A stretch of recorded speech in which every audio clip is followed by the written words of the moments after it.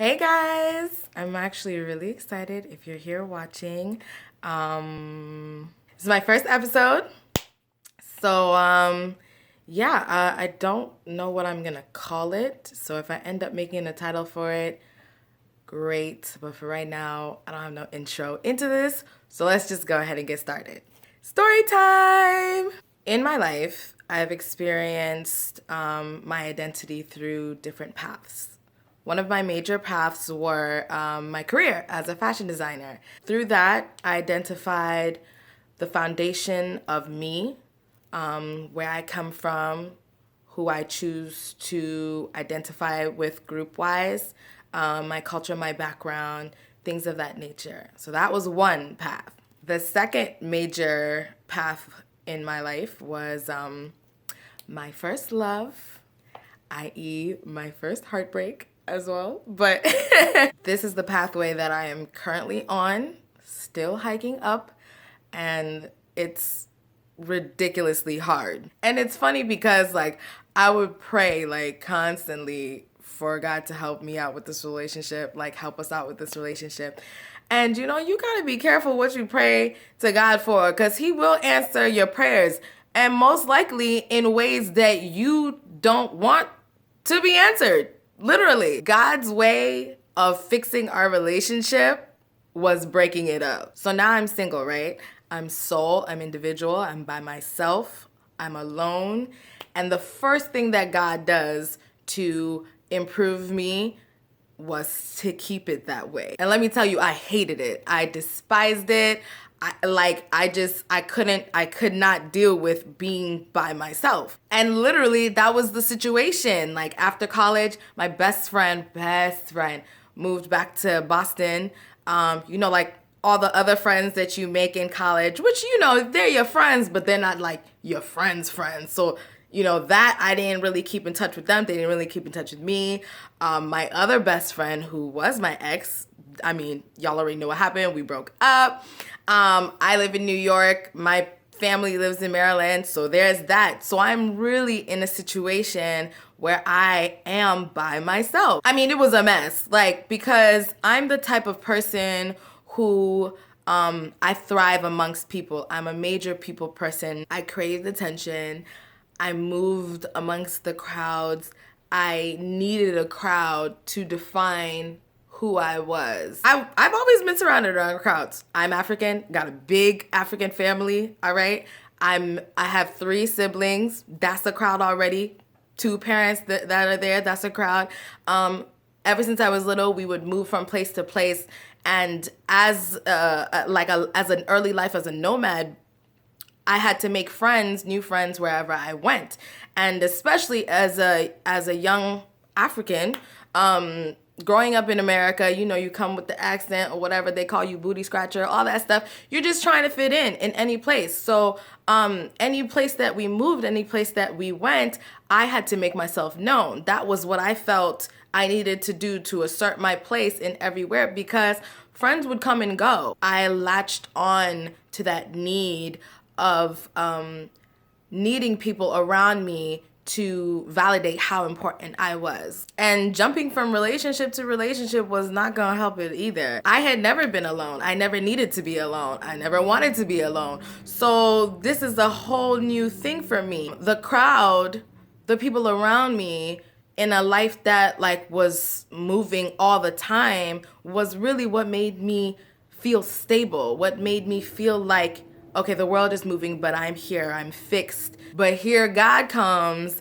and He's telling me this is what it is that I need to do at this season of my life, is to be alone, is to be away from the noise, so I can focus on healing myself, and therefore moving forth with my purpose in life. So now, how was I supposed to face being by myself at all? All I had was my dreams and my future goals to really be at home with. But I battled with it. I battled with it seriously.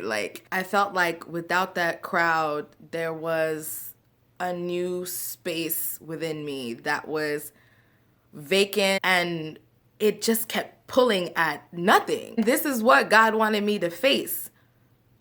And I'm gonna be honest with y'all. I failed. Trust me. When it got very hard, when those nights came, I was crying to myself and whatnot.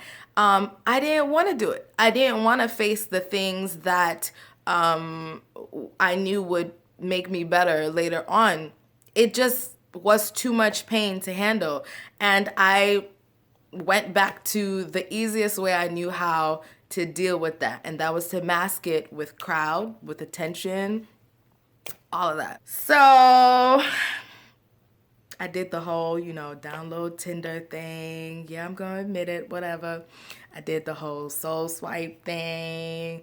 What else was out there? I did the whole Bumble thing. Not so proud of it, but whatever. I rebelled against God, and I told him that I'll be back in a second. Let me see if I can fix this thing myself. Not so much. Because frankly, this single thing wasn't working out. And to be honest, you're not like a tangible thing that I can touch and grab and whatnot. And yes, I looked up books and Bible verses and whatnot, whenever you're in trouble and you find yourself in need. And I got this book called How to Be Single with the Lord. And the worst part about it was just something that I could not relate to. I could not relate to the woman speaking it. She was talking about how, if it was God's will, she could be lonely forever. And I was looking at the book so yeah, I rebelled against God. I met some trash guys, and for their trash in exchange, I gave them beautiful gifts of mine for trash in exchange. And that just kind of became my cycle. And I was trying to find these affirmations of me, of the things that were inside of me through things that were physical, which, as you can see, that doesn't work. We have one part that's outside and we have another part of us that's inside. Why it wasn't working for me, all these Tinders and all these whatevers and all this stuff, was because I was trying to fix something that was spiritual with something that was physical. I used it as a temporary fix, and it really was a temporary fix. It was a great high. It was great attention. It was great temporary love. It was great fulfillment, passion, whatever you want to call it. But at the end of the day, it was temporary, meaning that it was not fulfilling at all. It was like McDonald's. When you eat a McDonald's burger, or at least for me, and I haven't eaten McDonald's in a while just because of this fact. When you eat a McDonald's burger, like the Big Mac, and you see all those ingredients in there and whatnot, but it literally passes through you, and 30 minutes later, you're still hungry. Yeah, that was the situation. I needed real food. But I didn't want to face the things that I had to face in order to get that real food. I did not want to walk in my truth at that time. I did not want to accept my truth at that time. I didn't want to accept the fact that I had been deceiving myself for majority of my life. I was scared of myself. I was scared of the things that I would find out. In all of their truth and all of their glory. Because knowing the honest truth, knowing that I didn't love myself, knowing that I did not know myself, knowing that I didn't trust myself as much as I could or as much as I thought I did, was what I had to face, and that scared the crap out of me. I had masked myself behind the crowd, behind the people, behind relationships for so long that I didn't know how to address me. But leave it to FCBC to speak the word into your life. Been running and running, and here God comes again, telling you about yourself or whatever. He's petty sometimes, I believe.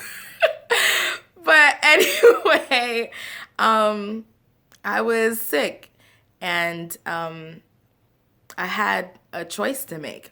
I could either, one, continue down this path, kill myself internally and live externally, but again, that's only for such a long time. Live a life of deception, live a life of momentary joy, or do I face my truths, forgive myself, and learn to climb this treacherous mountain that is my life and my future, and take hold of it, stay on top, reach higher heights, and obtain a joy that is within me, a fire that is everlasting, one that depends only on me and doesn't need something else or someone else to keep it burning. And at this point, I wanted to fight for me.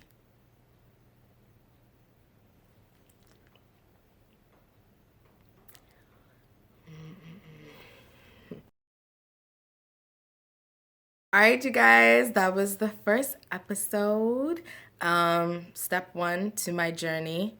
And I hope you guys liked it. Please let me know what you think. Most importantly, how this video made you feel, what you would like to share. Just comment below, send me a message, whatever. Let's talk about it. You guys can also follow my Instagram page. It's called My Remedy Is Me, just like this YouTube page. There you can find poems and visual explanations of my journey to date, of how I was feeling at that time compared to now. I hope you guys follow it. I hope you guys enjoy it. I hope it helps, with whatever you guys are going through as well. And, if you like what you see, if you like what you hear, subscribe below. I've always wanted to do that. Like, I see YouTube people do this all the time, and I'm like, subscribe below. Anyway, so now I get to do it. Subscribe below, and I'll holler at you guys later. Have a blessed day. Bye.